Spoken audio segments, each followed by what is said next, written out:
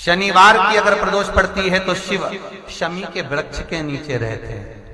जब जब जिस जिस महीने में जो जो प्रदोष पड़ा करे, जब प्रदोष पड़े, बन सके 1 बेलपत्र, बन सके 5 बेलपत्र, शमी पत्र, हरे मूंग,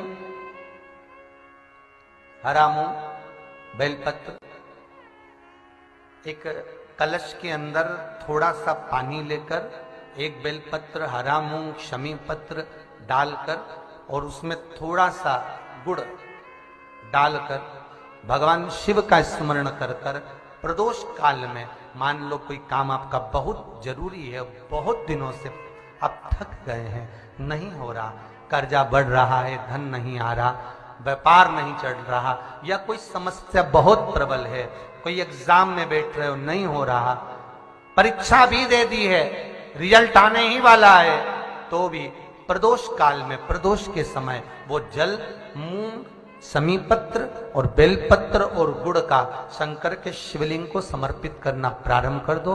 2 या 3 प्रदोष करोगे, बाबा आपकी मनोकामना शीघ्र पूर्ण कर देगा। ध्यान से सुनिए,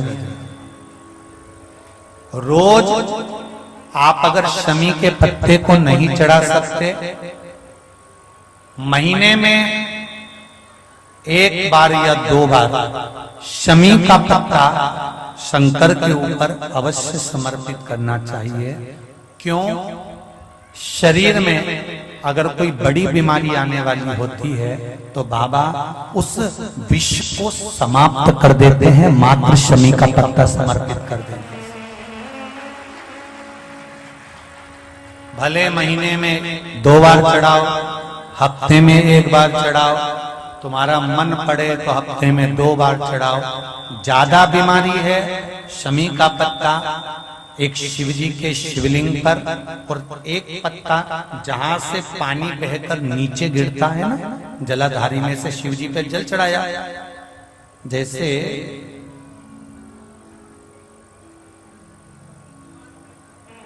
ये शिवलिंग, इस पर जल चढ़ाया तो ये पानी बहकर नीचे आता है, तो जहां गिरता है एक पत्ता शिवलिंग के ऊपर और एक पत्ता जहां से जल नीचे गिरता है वहां। अगर ज्यादा बीमारी है और ऐसा लग रहा है कि डॉक्टर कह रहे हैं कि तबीयत ज्यादा खराब हो सकती है, जांचे जाएगी, ये होगा वो होगा, तो एक पत्ता शमी का ऊपर, एक पत्ता जलधारी जो बहकर नीचे आती है पर चढ़ाना। शमी का पत्र रोग मुक्ति के लिए जब चढ़ाया जाता है तो भगवान शंकर का अवधूतेश्वर महादेव का नाम लेकर चढ़ाया जाता है। कौन सा महादेव? जम के बोलो जरा, अवधूतेश्वर महादेव का नाम लेकर चढ़ाया जाता है।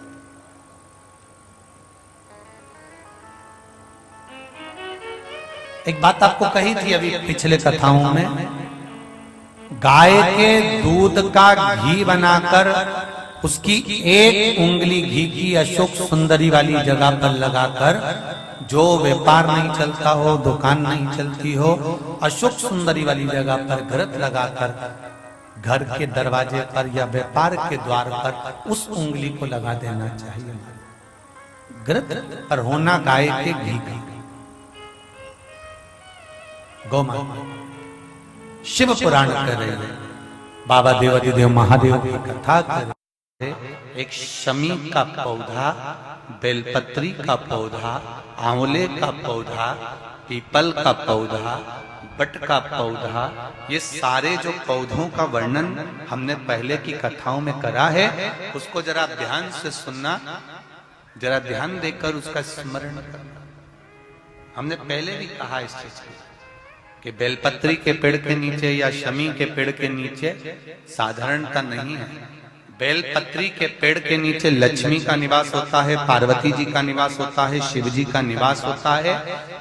पीपल के वृक्ष के नीचे 52,000 ब्राह्मणों का निवास होता है, भगवान विष्णु का और शिव जी का निवास होता है। इसलिए शिव जी का नाम एक पिपलेश्वर महादेव भी है। शमी के पेड़ के नीचे भगवान शिव अपने अड़भंग स्वरूप में विराजमान होते हैं। अड़भंग स्वरूप कैसा?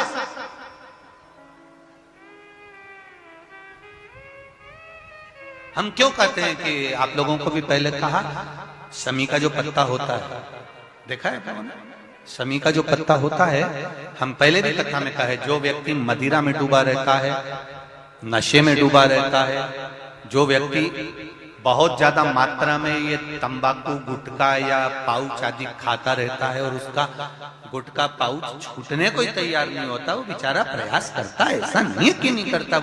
आजकल के जमाने में तो कितनी बड़ी बड़ी बीमारी होने लगी, कैंसर जैसा रोग होने लगा, तो वो छोड़ना चाहता है, ऐसा नहीं कि नहीं छोड़ना चाहता। हर व्यक्ति चाहता है कि मैं व्यसन को छोड़ दूं, पर थोड़े दिन छूटता है, वापिस वो उस व्यसन में लग जाता है। तो हम पहले भी इस कथा को कहे, शमी के वृक्ष के नीचे शमी के मिट्टी का शिवलिंग बनाकर, शमी के वृक्ष के नीचे शमी की ही मिट्टी का शिवलिंग बनाकर उस पर जो बेलपत्र समर्पित करता है और शमी पत्र समर्पित करता है, वो बेलपत्री को उठाकर ले आता है, शमी पत्र के साथ में शिवलिंग की पूजन करी हुई शिवलिंग का विसर्जन कर देता है। उसी दिन उस बेलपत्र को, लाए हुए बेलपत्र को जो शमी पेड़ के नीचे पूजन कर कर बनाया गया है, उस बेलपत्र को जो नशा करने वाला व्यक्ति होता है, उसको 3 दिन तक लगातार, पहली पत्ती बीच की, दूसरी पत्ती राइट की, तीसरी पत्ती लेफ्ट की, जो एक एक कर कर 3 दिन तक खिला देता है। 3 या 4 बार अगर प्रयोग कर लिया तो ये निश्चित है दूसरी बार वो नशे में धुत नहीं होगा।